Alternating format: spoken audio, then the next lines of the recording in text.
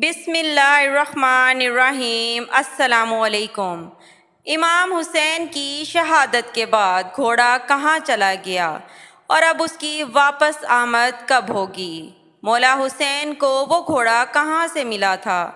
یہ سب جانتے ہیں ہم اس ویڈیو میں، لہٰذا ویڈیو کو اینڈ تک لازمی دیکھیں۔ میدان کربلا میں حق کی خاطر جان قربان کرنے والے مولا حسین علیہ السلام کے 72 ساتھی تھے، جو اس مارکے میں شہید ہو کر تاریخ میں زندہ جاوید ہو گئے۔ مولا حسین علیہ السلام کے ساتھیوں میں ایک نام ذوالجناح کا آتا ہے، جو امام کی ہر آزمائش اور مصیبت میں ساتھ رہا اور آخری دم تک آپ کا ساتھ نہیں چھوڑا۔ یہ کوئی سپاہی یا جنگجو نہیں تھا، بلکہ ایک بے زبان ذوالجناح گھوڑا تھا، جس نے اپنی قربانی اور وفاداری کے ذریعے اپنا نام تا قیامت تک اہل بیت رسول اللہ صلی اللہ علیہ وآلہ وسلم کے ساتھ جوڑ لیا۔ مولا حسین کو بچپن سے ہی اس گھوڑے سے بہت لگاؤ تھا۔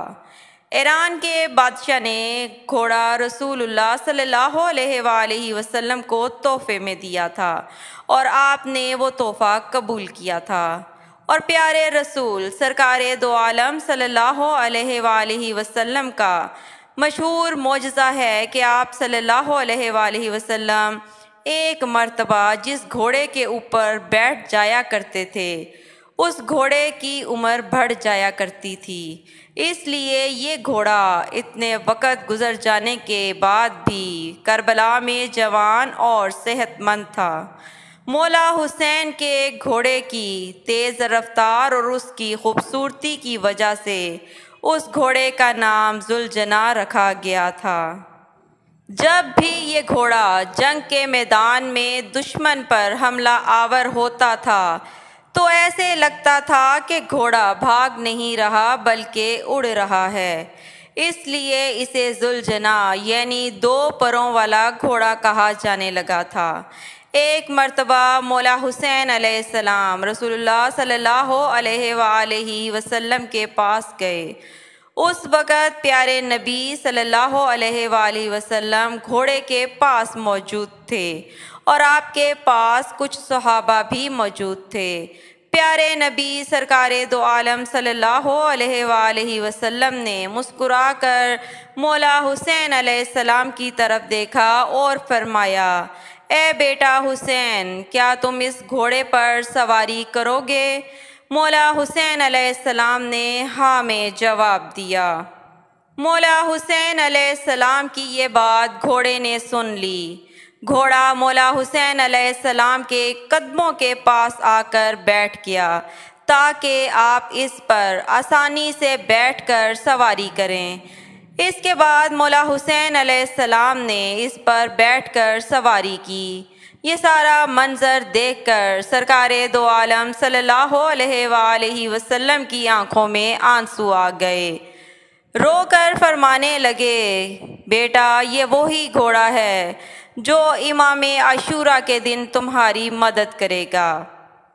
پھر پیارے نبی صلی اللہ علیہ وآلہ وسلم نے گھوڑا امام حسین علیہ السلام کو دے دیا۔ ذوالجناح مولا حسین علیہ السلام کے پاس آ گیا۔ ذوالجناح نے کربلا میں امام حسین کے ساتھ وہ وفا کی جس کو دیکھ کے خود وفا بھی ذوالجناح پہ ناز کرنے لگی۔ مولا حسین علیہ السلام کے گھوڑے کے بارے میں یہ بات مشہور ہے کہ جب یزید نے مولا حسین علیہ السلام کا پانی بند کیا تو ذوالجناح کو کئی بار پانی پینے کا موقع ملا، لیکن ذوالجناح نے پانی نہیں پیا۔ ذوالجناح نے امام حسین کے ساتھ پانی نہ پی کر اپنا وعدہ وفا کر دیا۔